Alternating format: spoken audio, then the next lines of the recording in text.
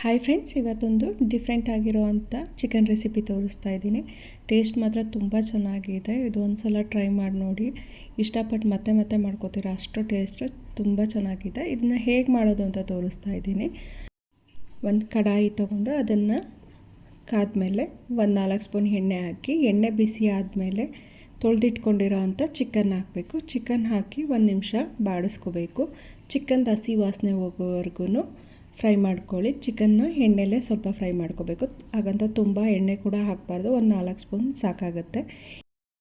ಚಿಕನ್ನ ಈ ರೀತಿ ಒಂದು ಸಲ ಕೈ ಆಡಿಸ್ಕೊಂಡು ಬೇಯಿಸ್ಕೋಬೇಕು. ಅದಾದಮೇಲೆ ಮುಚ್ಚಿ ಒಂದು 5 ನಿಮಿಷ ಬೇಯಿಸ್ಕೋಬೇಕು.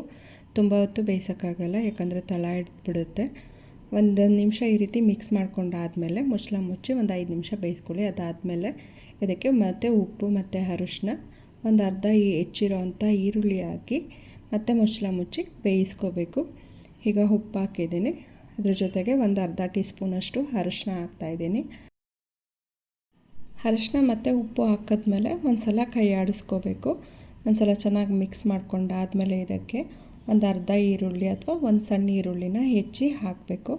ಈರುಳ್ಳಿ ಹಾಕಿ ಮುಚ್ಚಿ ಒಂದು 5 ನಿಮಿಷ ಬೇಯಿಸ್ಕೋಬೇಕು. ಬೇಯೋ ಟೈಮಲ್ಲಿ ಒಂದು ಮಸಾಲ ರೆಡಿ ಮಾಡ್ಕೋಬೇಕು. ಇವಾಗ ಇದನ್ನು ಚೆನ್ನಾಗಿ ಮಿಕ್ಸ್ ಮಾಡ್ಕೊಂಡಿದ್ದೀನಿ. ಮಿಕ್ಸ್ ಮಾಡ್ಕೊಂಡಾದಮೇಲೆ ಈರುಳ್ಳಿ ಹಾಕ್ತಾಯಿದ್ದೀನಿ. ಈರುಳ್ಳಿ ಹಾಕಿ ಮುಚ್ಚಿ ಬೇಯಕ್ಕೆ ಬಿಡಬೇಕು.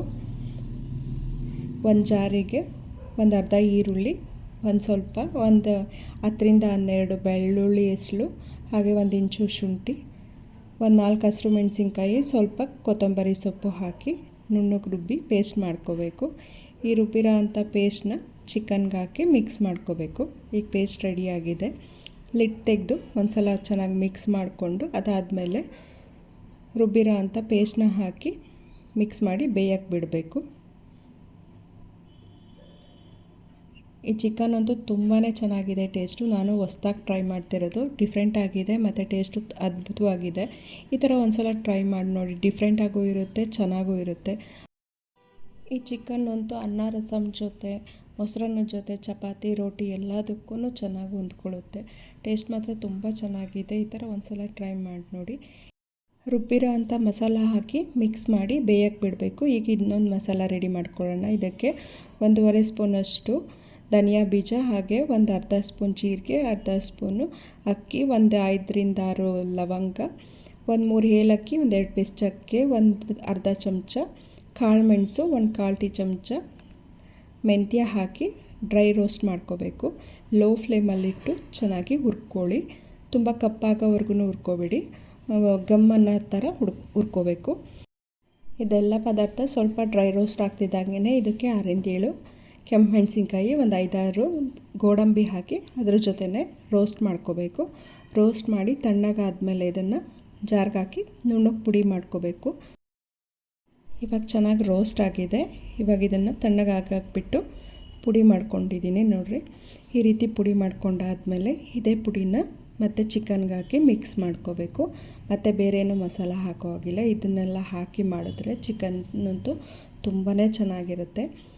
ಹಸಿರು ಮಸಾಲನ ಚಿಕನ್ಗೆ ಹಾಕಿ ಚಿಕನ್ನು ಮುಕ್ಕಾಲು ಬೇಯೋವರೆಗೂ ಚೆನ್ನಾಗಿ ಬೇಯಿಸ್ಕೊಂಡಾದಮೇಲೆ ಇದಕ್ಕೆ ಹುರಿದು ಪುಡಿ ಮಾಡಿರೋ ಅಂಥ ಪೌಡರ್ನ ಹಾಕಿ ಮಿಕ್ಸ್ ಮಾಡಿ ಮತ್ತು ಒಂದು 5 ನಿಮಿಷ ಬೇಯಿಸ್ಕೋಬೇಕು. ಇವಾಗ ಹುರಿದು ಪುಡಿ ಮಾಡಿರೋವಂಥ ಪೌಡರ್ ಹಾಕ್ತಾಯಿದ್ದೀನಿ. ಪೌಡ್ರ್ ಹಾಕಿ ಚೆನ್ನಾಗಿ ಮಿಕ್ಸ್ ಮಾಡ್ಕೋಬೇಕು. ಮಿಕ್ಸ್ ಮಾಡ್ಕೊಂಡಾದಮೇಲೆ ಇದಕ್ಕೆ 1 ಸ್ಪೂನ್ ತುಪ್ಪ ಹಾಕಿ ಮತ್ತು ಬೇಯಿಸ್ಕೋಬೇಕು. ಇನ್ನೊಂದು 1/4 ಭಾಗ ಇರುತ್ತಲ್ಲ, ಅದು ಚೆನ್ನಾಗಿ ಬೇಯಬೇಕು. ಉಪ್ಪು ಖಾರ ಎಲ್ಲ ಚೆನ್ನಾಗಿ ಇಟ್ಕೋಬೇಕು. ಆ ರೀತಿ ಚೆನ್ನಾಗಿ ಬೇಯಿಸ್ಕೊಳ್ಳಿ. ಈಗ 1 ಸ್ಪೂನ್ ತುಪ್ಪ ಹಾಕಿ ಮಿಕ್ಸ್ ಮಾಡ್ಕೋತಾ ಇದ್ದೀನಿ. ತುಪ್ಪ ಹಾಕಿ ಮಿಕ್ಸ್ ಮಾಡ್ಕೊಂಡಾದಮೇಲೆ ಇದಕ್ಕೆ ಒಂದು ಅರ್ಧ ಹೋಳು ನಿಂಬೆಹಣ್ಣು, ಅಂದರೆ ಅರ್ಧಕ್ಕಿಂತ ಕಡಿಮೆನೇ ಅಷ್ಟು ನಿಂಬೆ ಹೋಳನ್ನ ರಸ ಹಿಂಡಿ ಮಿಕ್ಸ್ ಮಾಡ್ಕೋಬೇಕು. ಒಂದು 1/4 ಭಾಗದಷ್ಟು ನಿಂಬೆ ರಸನ ಹಿಂಡ್ತಾಯಿದ್ದೀನಿ.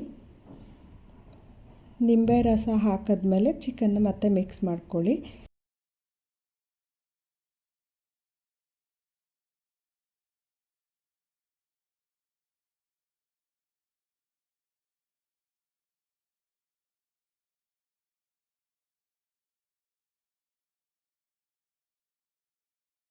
ಮತ್ತು ಒಂದು 5 ನಿಮಿಷ ಚಿಕನ್ನ ಬೇಯಿಸ್ಕೊಂಡಾದಮೇಲೆ ಇದಕ್ಕೆ ಒಂದು 2 ಎಸಳಷ್ಟು ಕರ್ಬೇವಿನ ಸೊಪ್ಪನ್ನ ಹಾಕ್ತಾಯಿದ್ದೀನಿ. ಕರ್ಬೇವಿನ ಸೊಪ್ಪು ಹಾಕಿದ್ಮೇಲೆ ಇದಕ್ಕೆ 1 ಸ್ಪೂನಷ್ಟು ಕಸೂರಿ ಮೇಥಿ ಹಾಕ್ತಾಯಿದ್ದೀನಿ. ಕಸೂರಿ ಮೇಥಿ, ಕರ್ಬೇವಿನ ಸೊಪ್ಪು ಹಾಕಿ ಮಿಕ್ಸ್ ಮಾಡಿ ಲಿಡ್ ಕ್ಲೋಸ್ ಮಾಡಿ 1 ನಿಮಿಷ ಬೇಯಿಸ್ಕೊಂಡ್ರೆ ಚಿಕನ್ ರೆಡಿ ಆಯಿತು.